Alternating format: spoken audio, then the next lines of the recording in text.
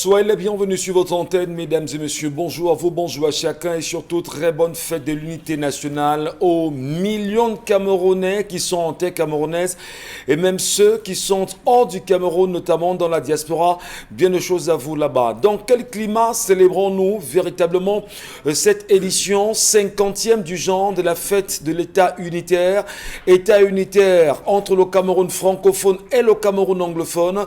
Que peut-on retenir 50 ans après? Quel bilan peut-on faire entre les deux pays bien sûr aujourd'hui? Revenons à l'exception, si on le veut, à l'histoire de l'État fédéral. Dans quel climat le Cameroun vivait-il sous l'État fédéral aujourd'hui?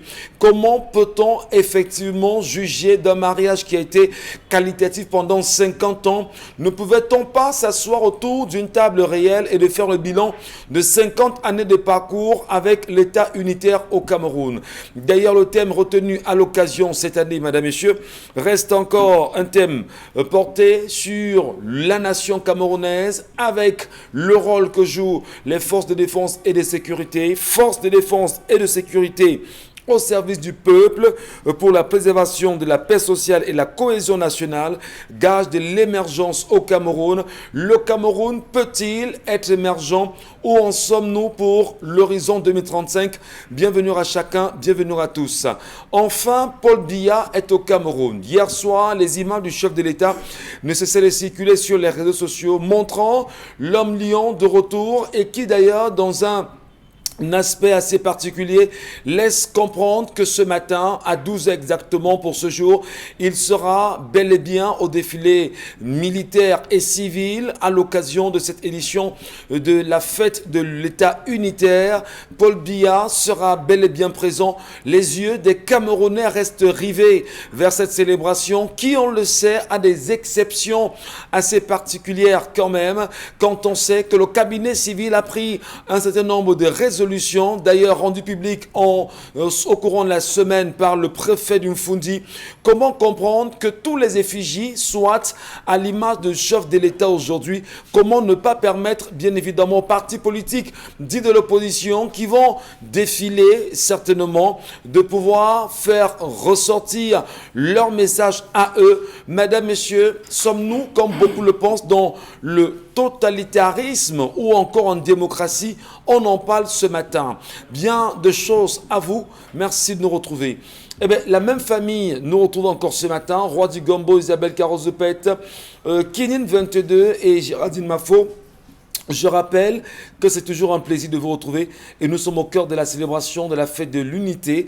Fête particulière, moment particulier, on en parle. Kinin 22, bonjour à vous et bienvenue ce matin. Bonjour Michel, bonjour également à tous les téléspectateurs qui nous regardent de par le monde, bonjour à tous les Camerounais qui au plus profond de leur âme se sentent encore Camerounais.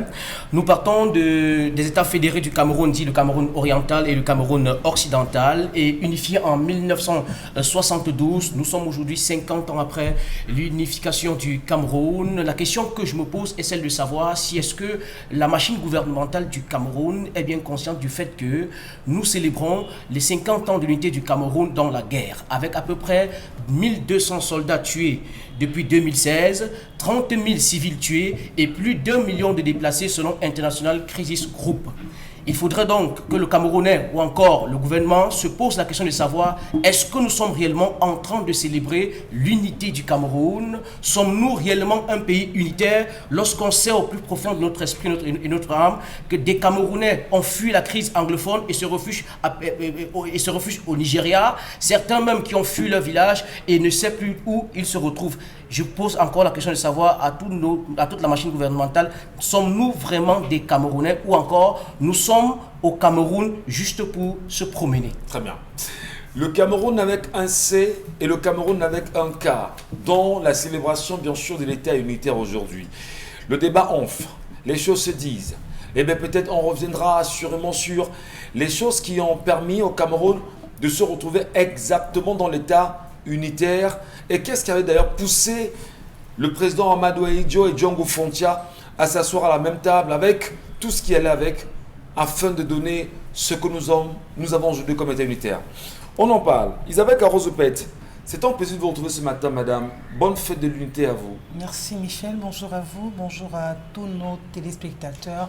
On dit très souvent que l'union fait la force. Est-ce que pour le cas d'espèce, cette union a donné de la force ou alors a permis de réaliser certaines choses? On est tenté de se poser cette question parce que parler de 50 ans plus tard, il est l'heure de faire une sorte de bilan.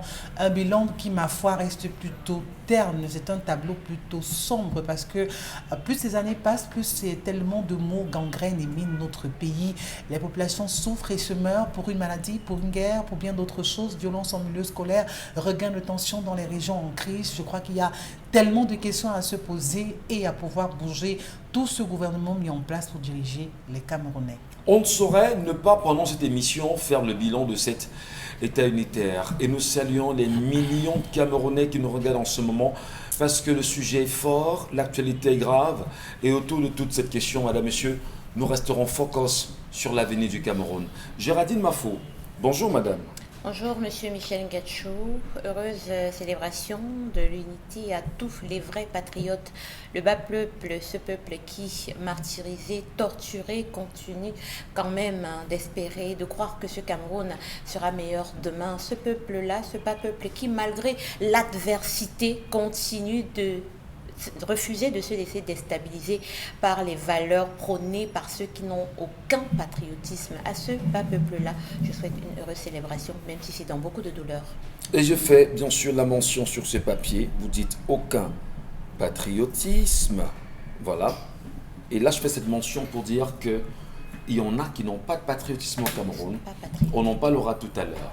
Roi du Gombo. Bonjour Michel. Soyez les bienvenus sur ce plateau ce matin, cher monsieur. Merci. Bonne fête de l'unité à toi. Merci beaucoup. Voilà. Bonne fête de l'unité et bonjour à tous ceux qui nous regardent, aux fidèles téléspectateurs de 10-12 le Zénith. Ouais. Roi du Gombo, je suis déjà installé. Michel, retrouvé mort dans un taxi garé dans l'enceinte de la mairie de Yaoundé, 2e. Ouais. Tu comprends un peu? Ouais. En bas, Prosper Fabrice ne retrouvera plus sa famille. Sorti de la maison pour aller à son service, il est agent communal à la mairie de Yaoundé 2, pour aller à son travail. Il ne retournera plus le soir. Sa famille inquiète, prend le téléphone, essaie de joindre Fabrice fatigué, rien. Mais le lendemain matin, on informe juste la famille qu'il a été retrouvé mort dans le taxi. Et jusqu'ici, les enquêtes n'ont toujours pas trouvé les circonstances du décès. Voilà dans le pays. Les enquêtes du Cameroun, quoi. Ouais, les enquêtes du Cameroun. On ouvre et on ne referme jamais. Voilà. C'est toujours en cours. Merci infiniment. Allez, faisons bien, madame, messieurs. Eh bien, on le sait, elles sont très nombreuses, les femmes qui nous regardent, comme chaque jour. Et on va demander aux hommes d'être assez patients quand même, chers messieurs, parce qu'on parlera d'une affaire assez cocasse quand même. Compliquée. Ben, je me retire et je laisse Géraldine pour l'exercice. Et voilà l'histoire de ce matin et l'histoire de Raoul. Raoul, qui est un homme âgé de la quarantaine, bientôt marié, père de 2 enfants. Ils sont d'ailleurs en attente de leur 3e enfant. Raoul est lui-même le fils unique d'une fratrie de 4, donc il a 3 sœurs. Qu'est-ce qui se passe après que sa femme ait donné naissance à leur 2e fille, parce que leur premier enfant c'était une fille, la seconde une 2e. Sa mère qui était en séjour chez eux lui a dit qu'elle est allée chercher quelque part et on lui a dit qu'il serait compliqué pour sa femme de faire un garçon et donc il aurait intérêt à aller voir un peu dehors s'il pourra faire là-bas un garçon.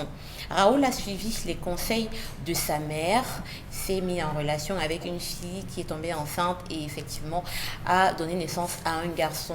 Raoul a maintenu cette relation très loin de son couple. Aujourd'hui, sa femme est enceinte, presque à terme de leur 3e enfant et sa mère est venue chez lui dire à son épouse « J'espère que l'enfant que tu attends là sera un garçon. » Au 3e ou 4e enfant? Le 3e. Parce qu'ils ont déjà 2 filles? Ils ont 2 filles. Elle est enceinte? Elle est enceinte du 3e. Il attend un 3e. Et il est allé justement dans une relation extra-conjugale refaire notre enfant. Un enfant dehors. Ça fait 4 enfants qui l'attendent. Oui, ça fait 4 enfants pour lui, quoi. Moi, je suis en train de parler de son couple. Là. Ah, d'accord, très bien. Donc, la belle-mère a dit à son épouse que j'espère que la grossesse que tu portes sera un garçon. Auquel cas, quand tu rentreras, avant que tu ne rentres de l'hôpital, tu trouveras ta coépouse là parce que je ne veux pas d'une femme qui ne fait que les filles. Raoul a été extrêmement dérangé par cette situation.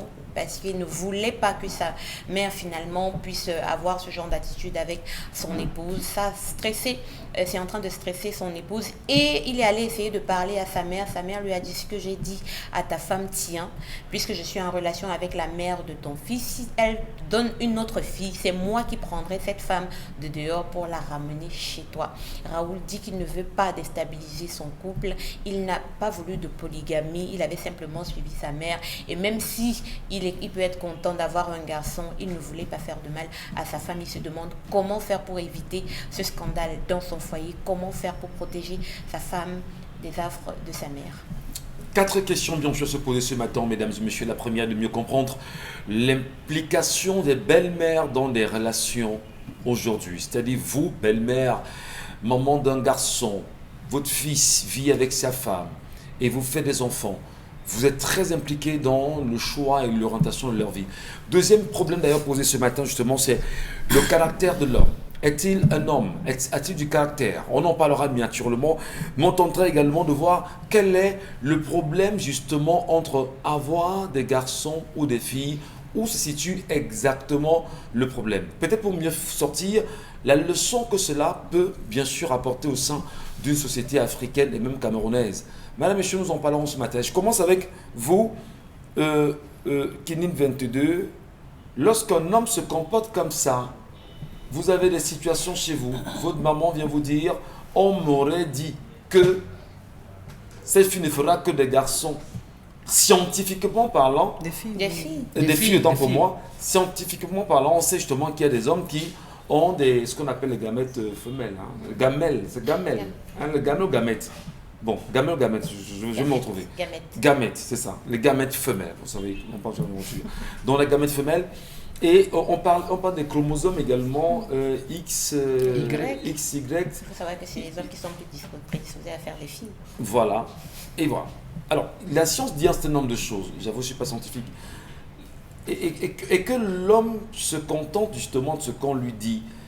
Est-il homme ou pas, à votre avis? Moi, je pense que Raoul, déjà, est une vraie personne. Parce que déjà... Il est une vraie personne. Parce que dans l'histoire, il reconnaît déjà qu'il s'est trompé parce qu'il a suivi ce que sa maman le faisait savoir.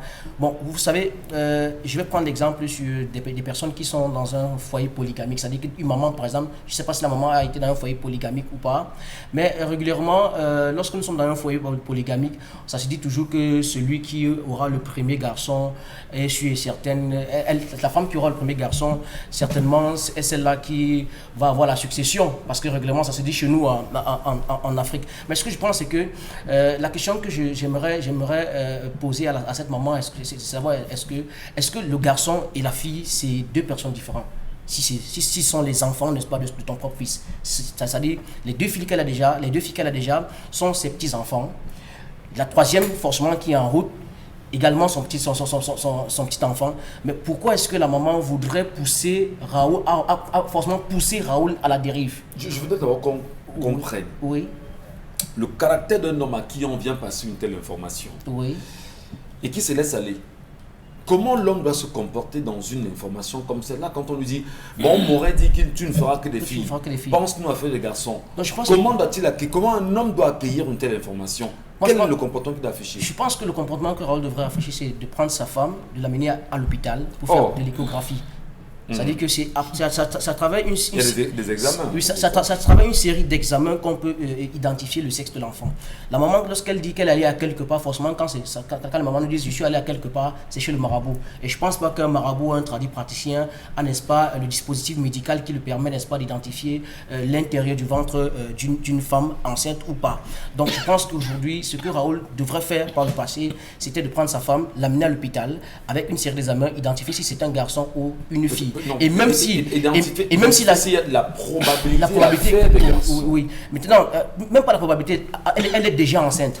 Parce que la maman dit, si l'enfant que tu portes n'est pas un garçon, sache que je vais faire venir une deuxième femme dans cette maison. Cela voudrait dire que, moi je pense que si Raoul amenait son épouse ou encore sa fiancée dans un centre hospitalier pour une série d'examens, il devrait savoir si c'est un garçon ou une fille. Mais même s'il adviendrait que, en fonction ou encore le résultat des examens démontrait que c'est une fille qu'elle porte encore, il devrait savoir que c'est sa femme. Lorsqu'une femme te donne déjà des enfants, c'est parce qu'elle t'aime. Qu'importe On ne justement. choisit pas le sexe de l'enfant. Alors, lorsqu'on transmet un message à un homme, on lui dit, ben, votre femme est prompte à ne faire que de filles. Est-ce que réellement ça devait être un problème?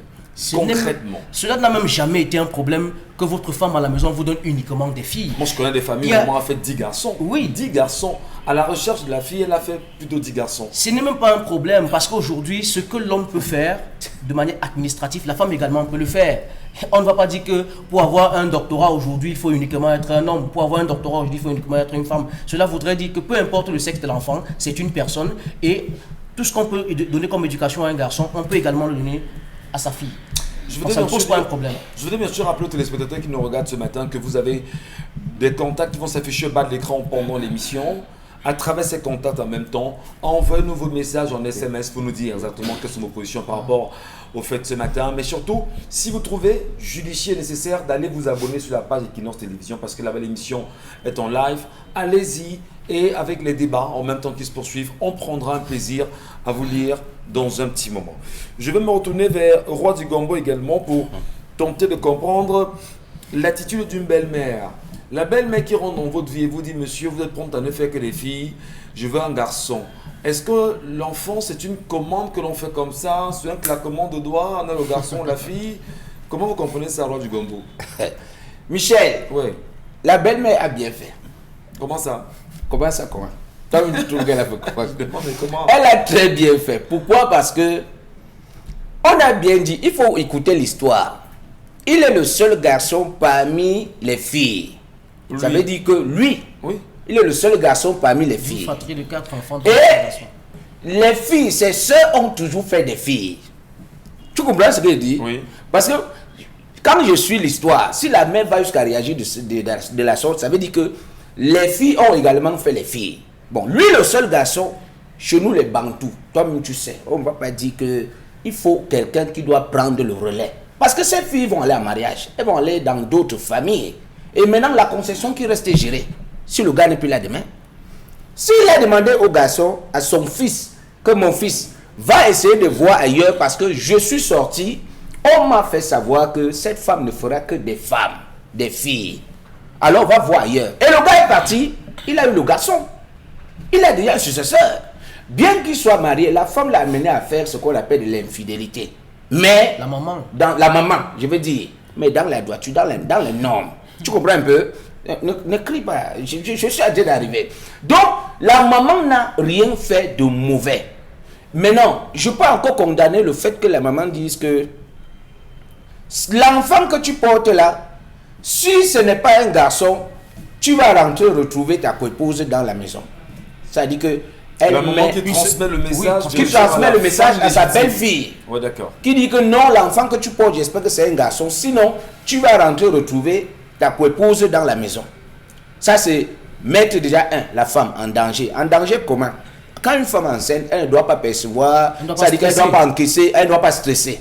La maman est en train de stresser psychologiquement cette fille qui est enceinte et ça peut tourner au vinaigre, ça peut tourner au pire quoi. Parce qu'une femme enceinte normalement ne doit pas réfléchir. C'est le seul moment où on doit flatter la femme, on doit être près d'elle, on doit et tout. Ça c'est le seul truc qu'elle a commis, donc c'est l'erreur qu'elle a commise quoi. Bon maintenant, dans le sens que le gars est allé et il a eu l'enfant. Il est marié, monogamie non? Monogamie, ça veut dire que on appelle ça le livret familial. Il peut également aller à la mairie, on ajoute le nom du garçon qui est dehors. Ça veut dire quoi? Il a reconnu l'enfant. Il C'est pas son enfant, il ne reconnaît pas Il comment. reconnaît son enfant. Mais maintenant, est-ce que ce type de belle-mère ne serait pas toxique également? Non, elle n'est pas pour la vie toxique. de garçon. Elle n'est pas toxique. Pourquoi? Pourquoi pour le premier accouchement, elle n'a rien dit? Deuxième accouchement, elle n'a rien dit. Troisième encore, c'est quoi ça? Oh, bata. Donc, Troisième à venir. Hein. Hein? L'enfant est à venir. mais elle est à venir. Donc, là maintenant, présentement, si la belle-mère va jusqu'à dire ça, ça veut dire que même l'échographie a déjà donné le sexe de l'enfant. L'échographie existe. On fait ça, non? L'échographie, elle a donné. Donc, elle a donc demandé à son fils. Donc, ça veut dire que quand la mère a fait même la femme a fait les deux enfants, les deux filles, la mère a compris que non, à l'heure-ci, il faut un garçon. Et du coup, elle a demandé à son fils d'aller se battre. Le fils allait se battre pendant qu'il enceintait aussi sa tendre épouse. Tu comprends un peu? Alors, la fille de dehors a fait un garçon. La fille de dehors a fait un garçon. Je ne vois pas un problème à ça. Hein. Je ne vois pas un problème. Vous n'y voyez pas un problème, roi du gombo, mais il y a des femmes qui vous diront certainement que l'enfant qu'on a fait de façon dans une relation extra-conjugale, Au mariage, si vous voulez, que l'on ramène à la maison, n'est peut-être pas le produit, c'est pas légitime. Je dis, il y a des femmes qui vont penser pareillement. Mais en réalité, ce qui peut faire souci, c'est le comportement de la belle-mère qui est toxique. La belle-mère peut dire justement, on sait chez nous qu'il y a, lorsqu'il y a plus de chromosomes féminins chez l'homme, parce que la femme est disposée à en avoir davantage, il y a des consommations, il y a une nutrition particulière. Pourquoi ne pas penser, par exemple, il y a un régime à adopter. Un régime à adopter, effectivement, merci beaucoup. Pour changer le chromosome naturellement. Pourquoi ne pas penser à une solution pareille? Isabelle Carole, je me tourne vers vous rapidement. Est-ce que vous comprenez grand-chose à l'histoire de ce matin, mais surtout l'obsession d'avoir un garçon dans une famille? Je suis dépassée qu'en 2022, on ait encore ce genre de problème ou de débat. Vraiment, je suis simplement écœurée parce que c'est des choses qui sont dépassées et révolues à la limite. Est-ce que cette belle-mère a été chassée de son foyer, elle, qui a fait 3 filles et un seul garçon? Non. Mais est-ce que la femme a été chassée de son foyer? Elle est restée dans son foyer. Son mari, elle l'a accepté. Elle a eu 3 filles, un seul garçon. Mais ça n'a pas fait jaser. Il n'y a pas eu de bruit dans son ménage. Et elle est restée tranquille. Pourquoi elle veut faire subir le martyre à son homme? Moi, j'ai un problème avec lui parce que c'est pas un homme, c'est une omelette. Excusez-moi. Oui, ce n'est pas un homme, c'est une omelette. Un homme ne se laisse pas manipuler de la sorte. Pire encore, sur des questions sur lesquelles seul le ciel a le dernier mot. Vous pourrez vouloir avoir ceci, mais vous n'aurez peut-être pas ça. Ou alors ça viendra en temps opportun. Où est le marché où on vend les garçons? Et montrez-moi aussi le marché où on vend les filles. Parce qu'à côté de vous qui voulez avoir des garçons, pensez à ceux qui sont là et qui disent Seigneur, j'ai besoin d'une fille. Pensez à ces femmes qui n'ont même pas d'enfants et qui boivent des urines de ceci, qui passent des nuits blanches, qui vont chez des marabouts, qui se lavent avec des écorces sur les plus pires, qui vont dans des lieux sacrés, font des rites, nourrissent tout un village, mais n'arrivent même pas à concevoir. C'est-à-dire qu'il y a des femmes qui rêvent seulement faire une fausse couche. Donc, c'est-à-dire qu'elles veulent simplement goûter à la grossesse, même si après, vraiment, l'enfant va partir. Elle veut être enceinte même pour quelques heures. Mais elle n'arrive pas à être enceinte. Il y a des femmes dont le seul rêve, c'est de faire vraiment un test de grossesse et qu'il soit positif. C'est-à-dire même si par la suite, l'enfant n'arrivera pas à son terme, qu'elle aussi puisse dire un jour, j'ai porté un enfant dans mes entrailles, même s'il n'est pas resté. Est-ce qu'elle a pensé à ce genre de personne? Non. Cet homme aussi, qui reste tellement gamin dans son cerveau, qui refuse de grandir, qui refuse d'être suffisamment mature et de reconnaître qu'aujourd'hui il est un chef de famille. Ce qui importe dans un foyer, c'est l'amour, c'est la paix, c'est la stabilité que la femme vous apporte, le soutien qu'elle vous apporte dans vos activités, qu'elle puisse même déjà vous donner ces enfants-là. Il faut se réjouir de ça. Maintenant pour le garçon ou la fille, ou je sais quel sexe, ou les jumeaux, vraiment si le ciel bénit, il a béni. Si le ciel ne bénit pas, on se contente de ce qu'on a, on fait avec. On leur donne tout ce dont ils ont besoin. C'est tout. Lorsqu'Isabelle Carole, justement, je voudrais peut-être vous poser la question aux téléspectateurs qui nous regardent, justement. Lorsque votre maman, cher monsieur, votre maman, le temps pour vous remettre la boucle, il n'y a pas de souci. Hein. Lorsque votre maman vient vous dire, bah, cher monsieur, faites-moi un garçon. Parce qu'en réalité, votre femme ne sera disposée qu'à faire des filles. Quand on sait exactement que on peut tomber sur une femme dehors qui soit un danger et un poison pour votre vie. Qu'est-ce qui garantit à cet homme que cet enfant est le sien? Justement, beaucoup d'hommes se sont fait avoir. Hein? Qu'est-ce qui garantit à cet homme que cet enfant est le sien? Je ne suis pas sûre que ce soit son enfant. Je ne suis pas sûre. Donc j'ai l'impression qu'en voulant résoudre un problème, il a créé 10 problèmes. En voulant boucher un trou, il a creusé 10 trous. Donc il est sur la mauvaise voie. Il aurait dû rester tranquille. Hein. Il aurait dû parler avec sa mère. Il aurait dû expliquer à sa mère qu'en fait les choses ont changé.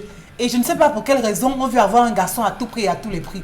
Oui, mais Isabelle, nous sommes les Bantous. Une famille où il n'y a que des filles. Michel, je reviens. Toi-même, vous savez qu'à l'Ouest aujourd'hui, je dis bien que nous sommes des Bantous, il y a des familles aujourd'hui qui sont dans des problèmes juste parce qu'on demande un homme pour succéder à l'arrière-grand-père qui était et pour décanter certaines situations. Il faut comprendre. Même les femmes Parce- succèdent aujourd'hui. Non, pas intérim. Non, Et pas par elle intérim. ne pourra pas. Oui, Pas bien par sûr, intérim. pas intérim. On dit que reste là. Celle qui. On regarde dans la famille, celle qui a fait un garçon, c'est le garçon qu'on récupère pour mettre comme successeur de l'arrière-grand-père en attendant que c'est long. Pour éviter tout ça, tu sens que c'est une maman qui connaît ce que c'est la tradition. Tu comprends un peu? Pour éviter tout ça, elle a donc dit à son fils que cherche un garçon. Ce que vous dites là, qu'est-ce qui prouve que c'est son garçon là? Ça, On c'est cherche le c'est garçon les voies de où? sortie. On prend ce garçon où? Est-ce que La l'enfant femme vous fabrique donne les des garçons? filles. Qu'est-ce que vous dites que la grossesse, elle est enceinte? Peut-être que c'est un garçon qu'elle attend. D'après Et même si ce n'est l'histoire- pas le cas. D'après doucement, l'histoire, même si c'est pas le cas. l'histoire, il est allé dehors, il a triché, la fille enceinte et elle a fait un garçon. On s'arrête là. On s'arrête que la fille de dehors, celle fait un avec garçon. qui il a décidé de se mettre à faire un Quelle est garçon. donc la garantie pour lui qu'il aura On une est- vie? Qu'est-ce qu'elle est la garantie que celle qui est à la maison sont ses filles? Non, Ah, deux non, je peux questions- pas le dire. deux Non. questions Comment étaient tu- posées. Au moins, elle est là, elle est en interne, elle est dans le foyer. C'est Au moins, en étant la conséquence. Hier, Non. on parlait ici Non. d'une histoire que la Non. femme est sortie pour aller Non. tromper son Non. gars avec Non. son ex. Non. Qu'est-ce qui prouve La- que c'est la- les enfants? celle qu'il allait voir, c'est qu'il est venu pour avoir un garçon. Et peut-être qu'il est venu faire les avances, elle était déjà enceinte. Et elle lui fait porter le chapeau parce qu'elle a fait un test de grossesse qui lui a dit c'est un garçon. Elle a dit ok d'accord, Jacques veut des garçons. Et là que c'est même elle qui est venue le baratiner. Tu étais avec elle. Michel, moi je C'est pense tous de que... quoi les femmes Je pense sont que capables. permettez. Donnons la parole à Géraldine justement pour qu'on puisse mieux se comprendre sur sa question, mais surtout, on tente de comprendre de façon globale, hein, Géraldine, l'obsession dans une société actuelle où je voudrais même d'abord dire aux gens, faisons beaucoup d'enfants en passant parce que vous savez, la Chine est puissante aujourd'hui parce que la Chine est nombreuse. Faisons Donc, attention à nos moyens. non, il n'y a pas de moyen. On doit faire des enfants. Excusez-moi, je l'assume. Hein. On doit faire le maximum d'enfants Avec aussi, les moyens comme qui les vont Chinois. avec. Comme les Chinois. Arrêtez le planning familial que les Blancs vous ont Non, non, inventé. c'est pas une histoire de planning Je familial, dis c'est la bien, réalité. On est tous faisons le parents. maximum d'enfants en Afrique Les pour enfants, c'est la pouvoir, richesse. pour pouvoir être dominant et pour penser comme l'une des ministres statisticiennes de son temps, justement, Michel et qui Ingalls. disait, permettez, qui disait que Franchement.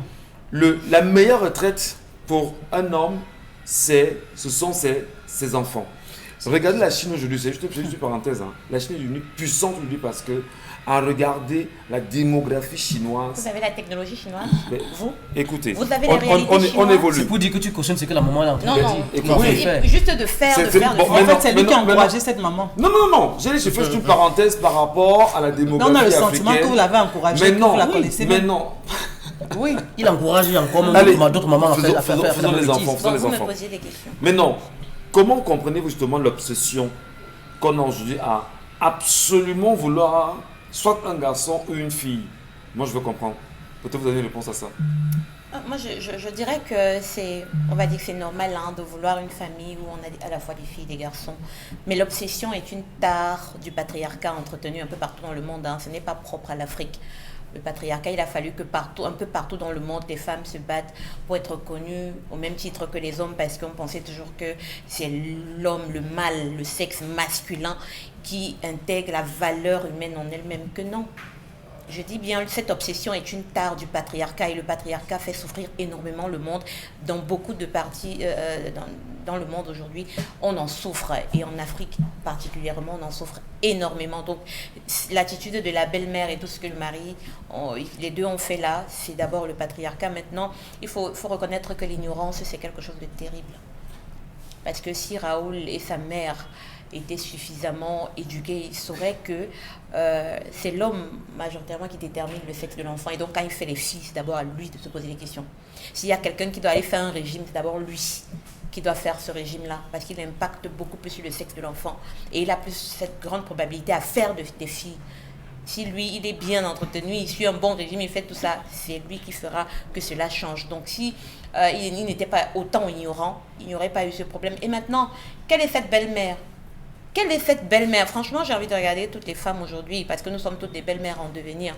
Quelle est cette belle-mère qui a elle-même fait 3 filles et un garçon qui peut venir pourrir la vie de son autre fille ainsi? Parce que quand vous êtes une belle-mère, la femme de votre fils devient cette autre fille que Dieu vous ajoute. Quelle est cette belle-mère qui peut venir pourrir la vie de sa fille de cette manière? Comment, après avoir elle-même essuyé les difficultés à avoir un garçon, peut-elle infliger les mêmes difficultés à la fille d'autrui? Parce que vous le savez, généralement, quand Dieu vous fait subir certaines douleurs, c'est pour que vous les épargniez quand votre tour arrivera, parce que vous êtes à mieux outillé pour savoir ce que ça fait si vous infligez la même chose à quelqu'un. Mais elle est passée par quelque chose et elle veut se rassurer dans son cœur amer qu'elle inflige la même douleur à la fille de quelqu'un d'autre. C'est mesquin, c'est méchant. Et maintenant, revenons à Raoul. Vraiment, Raoul, pourquoi vous vous êtes marié?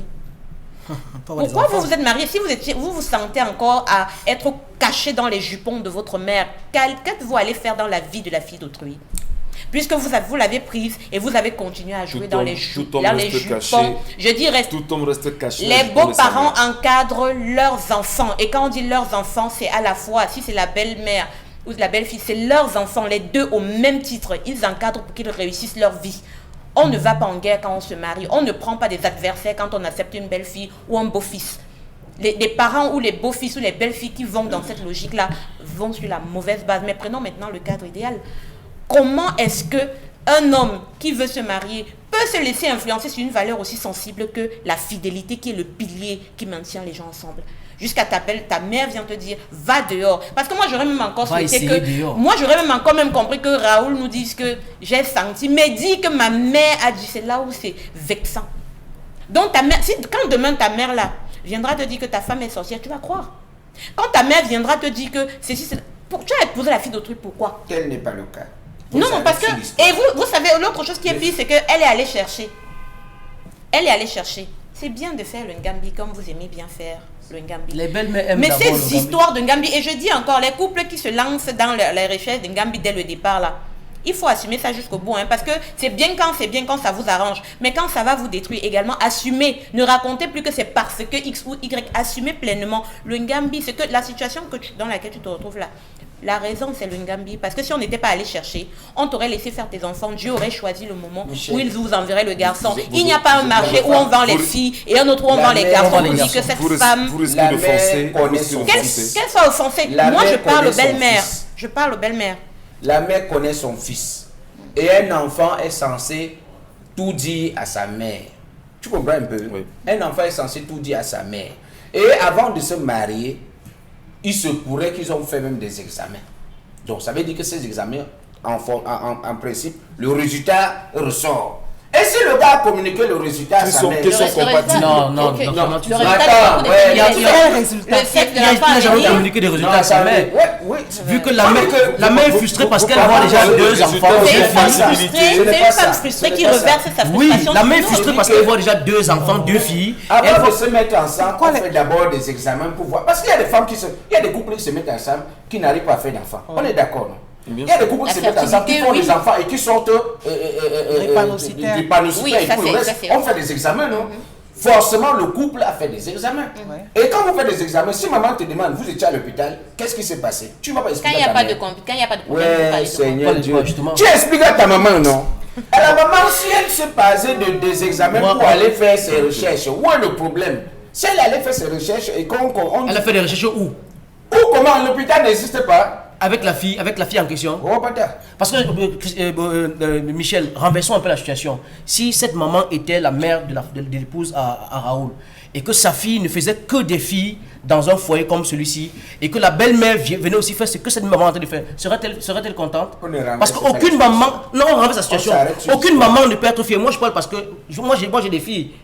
Je ne serais pas content aujourd'hui que ma femme ou ma soeur arrive dans un foyer où elle fait uniquement des filles, et que demain, son mari aille chercher dehors pour avoir un garçon, parce que, mon frère, il ne faut jamais tirer la couverture uniquement de ton côté, pensant qu'ailleurs, les gens... Allez, je voudrais faire rapidement une petite mention. Lorsqu'on dit, bien évidemment, qu'il est bien de faire des enfants, je précise que lorsque vous êtes marié, pour nous, pour vous, lorsque vous êtes sous votre toit avec votre mari, c'est vrai, il y a une conjoncture économique qui fait que les gens ont peur de faire des enfants.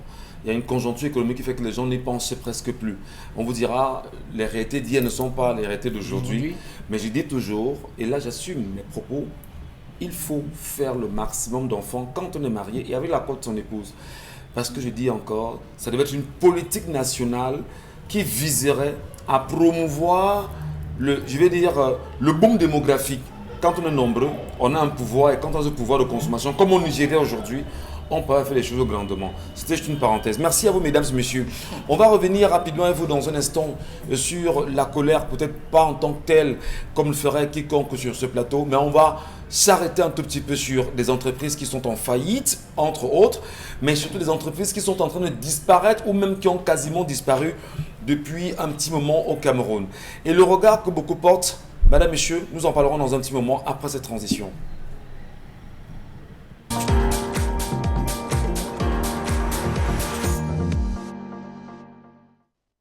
Avec le concours de toute l'équipe justement de lister des entreprises qui sont aujourd'hui en voie de disparition ou des entreprises qui quasiment n'existent plus ou qui même d'ailleurs ont été cédées à quelques pontes, entre autres. Peut-être pas des pontes de façon camerounaise puisque les noms ne seront pas cités, mais dire que c'est un travail assez gênant ou encore c'est assez pénible de se rendre compte qu'au Cameroun, on a des entreprises entre autres qui sont en train de disparaître. Souvenez-vous, est-ce qu'on a encore une idée aujourd'hui de la Soca Palm? La question est posée. Comprenez-vous, savez-vous ce que c'est que la Soca Palm? Où en est-on véritablement? Qu'est-ce qu'on retient de la Soca Palm aujourd'hui au Cameroun? Avez-vous une idée, madame, monsieur, de celle qu'on baptisait Evecam?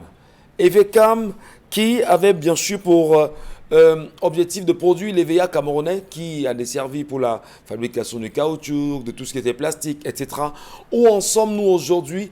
Evecam qui a été une entreprise bel et bien camerounaise sous Ahidjo. La société d'expansion et de modernisation de la riziculture de Yagua, la Semri aujourd'hui. Le regard des Camerounais sur la Semri. Peut-on encore dire effectivement que le Cameroun est fier de sa Semri? Le Cameroun est fier de cette entreprise qui jadis faisait le plaisir ou la joie même de bon nombre de Camerounais.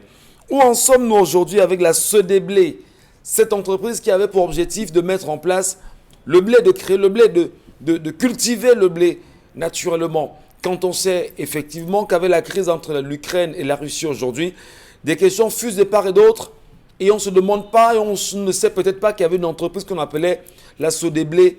Qu'est-ce qu'il en est aujourd'hui? La société de tannerie et de pocerie du Cameroun, en abrégé STPC, justement, détruite aujourd'hui, on n'en parle presque plus. On parle également de la société camerounaise des engrais, en abrégé Sokame, qui n'existe plus aujourd'hui. On parle de l'atelier graphique du Cameroun, en abrégé Agracam. Les questions posées sont de savoir où est-ce qu'on en est pour ces entreprises camerounaises aujourd'hui. On parle également de Cameroon Airlines, l'un des problèmes majeurs. On sait, le Cameroun y a injecté beaucoup d'argent et continue d'injecter beaucoup d'argent au sein de la Cameco aujourd'hui. Donc Cameroon Airlines qui n'existe plus au lotissement de Cameco et qui d'ailleurs, on le sait, on connaît beaucoup de problèmes avec ces entreprises-là. On parle également de la Cameroon Sugar Company, donc la Camsuco. Où en sommes-nous aujourd'hui la Camsuco? Le Centre national d'assistance aux petites et moyennes entreprises, en abrégé la CAPME, qu'est-ce qu'il en est aujourd'hui? Faisons le bilan d'ailleurs de ce cinquantenaire de l'État unitaire et tentons de mieux comprendre ce qui reste encore au Cameroun comme entreprise.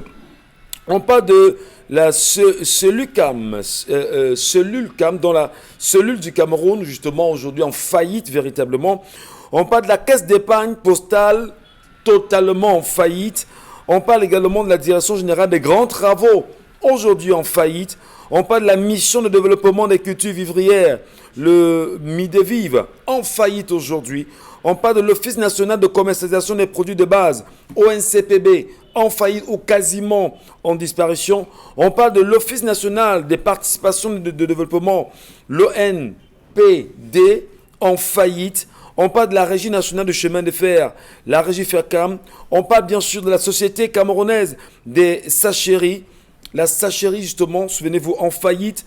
La Société camerounaise de publication, CSCP, en faillite. La Société nationale des eaux du Cameroun, la SNEC, aujourd'hui bradée, justement, sous le régime de l'actuel président, au bénéfice de la CDE. La Société camerounaise des droits d'auteur, la SOCADRA. Où est-ce qu'on en est aujourd'hui? Où en sommes-nous avec la Sonapost, Société nationale des postes de société de transport urbain du Cameroun, aujourd'hui en faillite? Où en sommes-nous avec la SOTUC, madame, messieurs?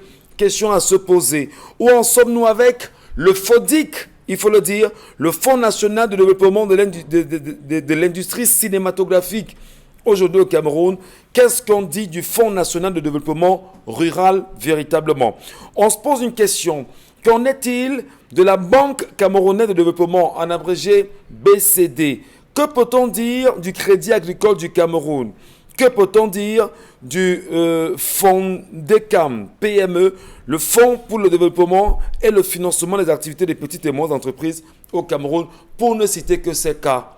Et lorsqu'on est au cœur, bien sûr, de la célébration des 50 ans de l'État unitaire et que ces entreprises aient existé, qu'est-ce qu'on va dire naturellement de ce qu'on appelle l'émergence à l'horizon 2035?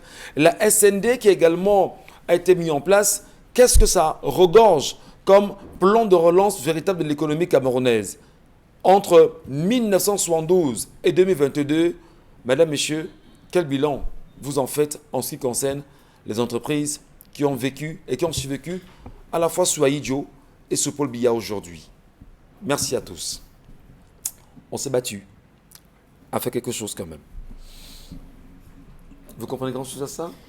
J'ai oublié la maison du cycle. La maison Du cycle. du cycle. Oui. La maison du cycle. Du cycle. Du cycle. Oui. Voilà. Qui faisait dans des vélos, les vélos, les pousses, tout ça. Ça existait ici au Carrefour Égypte, quelque part là. Il y a tellement des entreprises. Hein. Le pays ici m'a déjà gagné. Tu comprends, Michel? Lorsqu'on a fait, on est en train de célébrer 50 ans De de l'unité. l'État unitaire. On ne prend pas la peine de s'asseoir pour faire un bilan de ce qu'on a eu, 50 ans. même du point de vue économique, même du point de vue de la création des entreprises. Est-ce qu'on ne va pas dire justement, Roi du Gombo, que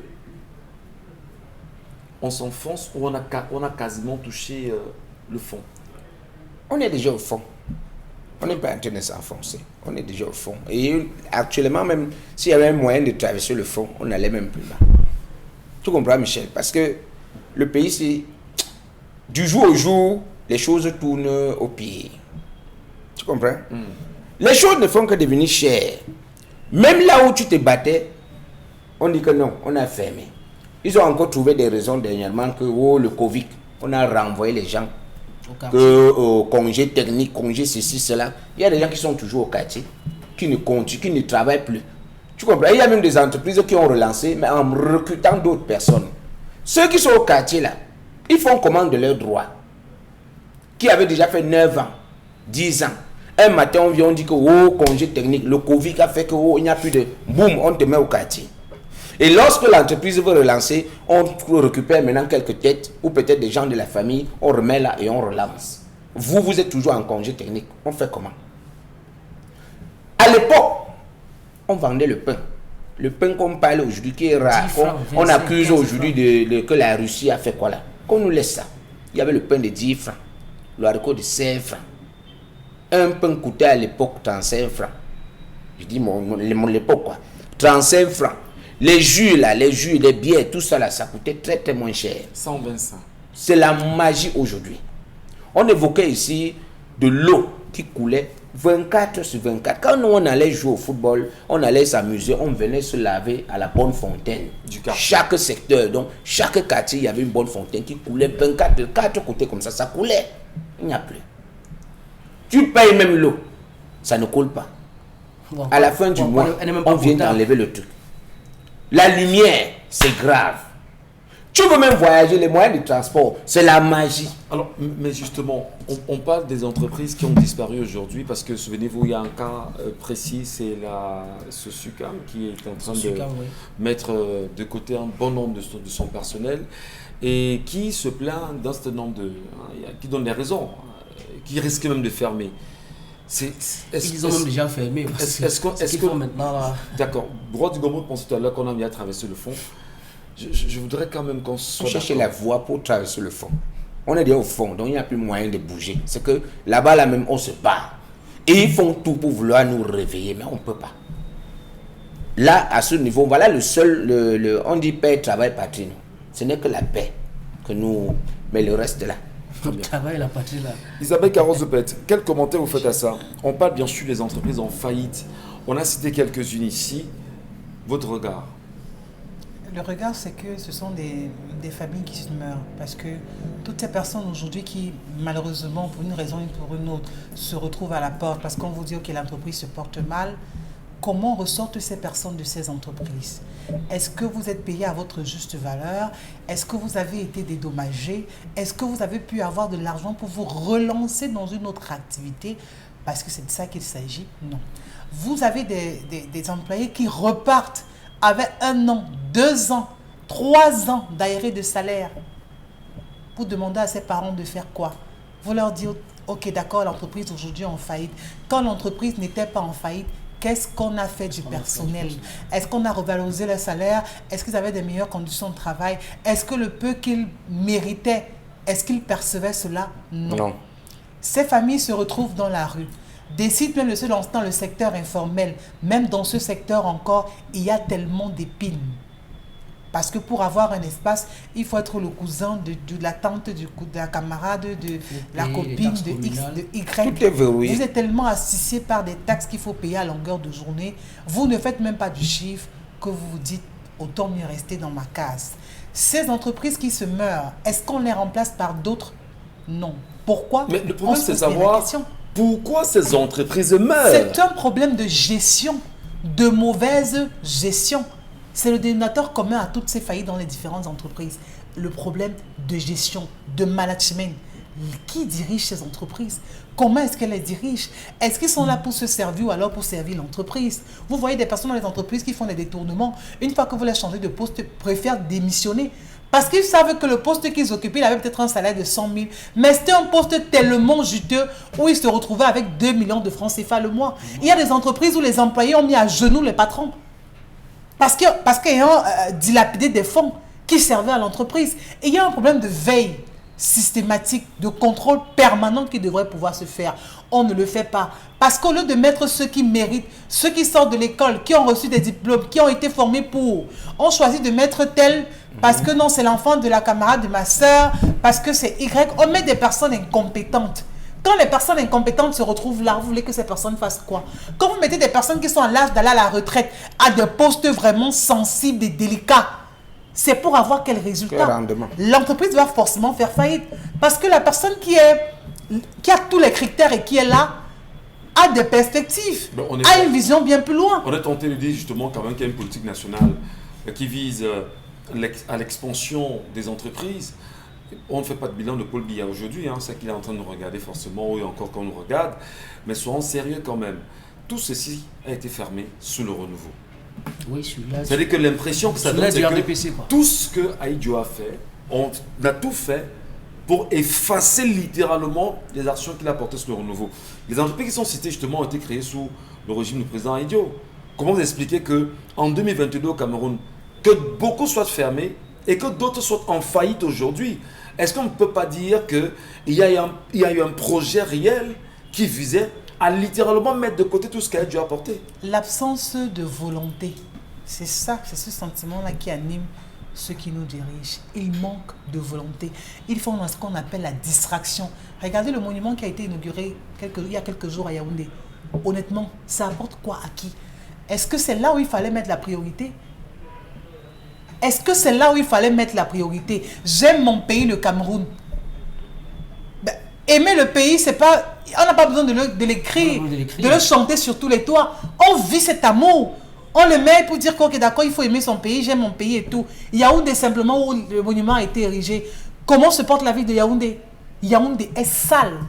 Quand vous arrivez à Yaoundé, vous vous posez la question de savoir si on est réellement dans une capitale politique. Donc je crois qu'on devrait revoir certaines choses. On est encore en 2022 en train de parler d'inondation dans un aéroport international en plein cœur de Yaoundé. Et vous nous parlez de ce que vraiment le pays est là et tout. Bien. On parle encore d'inondation dans un aéroport. En tout cas, madame et monsieur, on va le dire, elles sont nombreuses les entreprises qui ont fermé en date. Des entreprises qui sont en faillite. On a également le devoir de faire un bilan. 40 ans après pour certains. Et 40 ans après, qu'est-ce qu'on a fait de ces entreprises? Comment expliquer la faille de ces entreprises? Comment parvient-on même à maintenir celles qui sont encore là aujourd'hui? Qu'est-ce qu'on y injecte comme argent? La gestion du Cameroun repose exactement sur quoi aujourd'hui? beaucoup trouveront, comme on fait tout couper le Cameroun en noir, que nous nous posons de réelles questions. À qui appartient le Cameroun? On en parle.